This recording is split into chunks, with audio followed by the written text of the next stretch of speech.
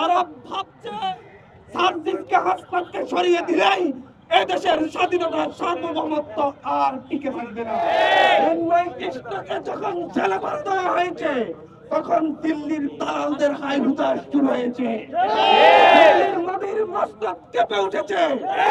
কেউই আর দিল্লির দালালিকে বরদাস্ত করবে না। বাংলাদেশকে নিয়ে ষড়যন্ত্র হচ্ছে, ঢাকাকে নিয়ে ষড়যন্ত্র হচ্ছে, চট্টগ্রামকে নিয়ে ষড়যন্ত্র হচ্ছে। দেশের মাটি থেকে তারা যদি ভেবে থাকে 24-এর যোদ্ধাদেরকে মুছে দিলে বাংলাদেশের স্বাধীনতার সার্বভৌমত্বে তারা আবার আঘাত হানতে পারবে। তারা ভাবছে সার্জিসকে হাসপাতালকে সরিয়ে দিলেই এদেশের স্বাধীনতার সার্বভৌমত্ব আর টিকে থাকবে না। তারা জানে না এদেশে হান্নান মাসুদকে, আখতার হোসেনকে সরিয়ে দিলেই আরো হাজারো হান্নান মাসুদ, আখতার হোসেনরা তৈরি হয়ে আছে।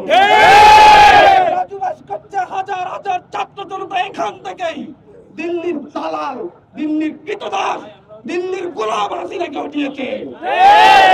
মনে রাখা উচিত এই মাটিতে, এই বাংলার মসনদে তারা তাদের দালাল হাসিনাকে, তাদের কৃতদাস হাসিনাকে, তাদের গোলাম হাসিনাকে সর্বশক্তি দিয়ে টিকিয়ে রাখতে পারেনি।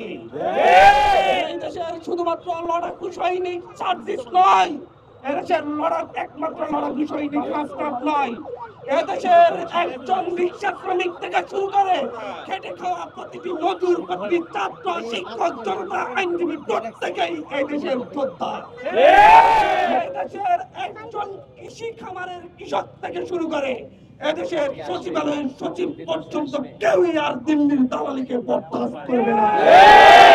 এই দেশে দিল্লির দালালিকে বরদাস্ত করার মতো চিন্ময় কৃষ্ণ ছাড়া আর কেউ নেই।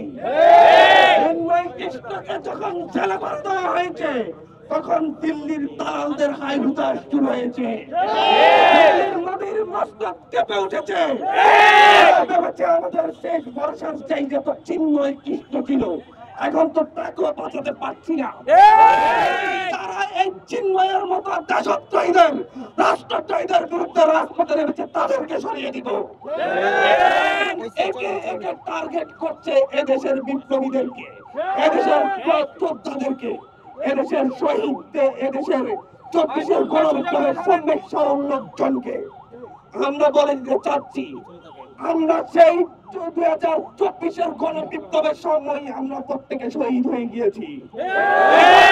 জীবনের প্রতিটি মুহূর্ত আমাদের বোনাস লাইফ, আমাদের বোনাস লাইফ আমরা যে কোনো সময় এদেশের জন্য, এদেশের সার্বভৌমত্বের জন্য, এদেশের মাটির জন্য, এদেশের মানুষের জন্য বিলিয়ে দিতে প্রস্তুত। দিল্লিতে বসে বসে সেই দুঃস্বপ্ন দেখার আর সুযোগ নেই। সেই স্বপ্ন দুঃস্বপ্নে পরিণত হবেই হবে ইনশাআল্লাহ।